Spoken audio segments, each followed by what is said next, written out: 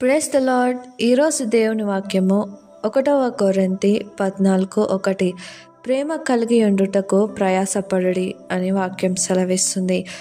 అసలు వాక్యం ఎందుకు ప్రేమ కలిగి ఉండుటకు ప్రయాసపడుడి అని అంటుండ్రు అంటే, ప్రేమ అంటే మనందరికీ తెలిసిందే కదా, దానికి ప్రయాసం ఎందుకు పడాలి అని మనం ఆలోచిస్తే, ఈ ప్రేమ అనేది మనము బయటికి అంటే ఇది నిజము కాదు అని చెప్పకుండా మనం ఏం చేస్తామంటే అందరితో ప్రేమగా ఉన్నట్టు నటిస్తూ ఉంటారు కొందరేమో లోపల ద్వేషం పెట్టుకొని బయటికి ప్రేమ ఉన్నట్టు ఉంటారు.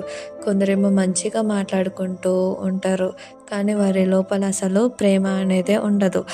అయితే ఇక్కడ ప్రేమ కలిగి ఉండుటకు ప్రయాసపడుడి అని అంటే, మనం ప్రయాసపడాలి అని అంటే, ఒకవేళ ఒకరు మిమ్మల్ని ఏమైనా అన్నట్లయితే వారి పైన ఉన్న ప్రేమ అనేది మనము కోల్పోతాం కదా.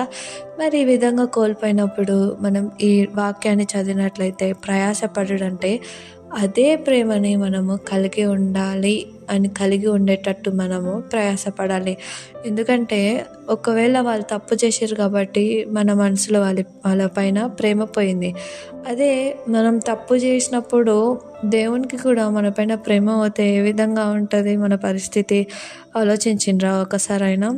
కాబట్టి మనము ఇతరుల పట్ల ప్రేమ కలిగి ఉండుటకు ప్రయాసపడతాం. దేవుడి చక్కటి వాక్యాన్ని దీవించునుగాక. ఆమేన్.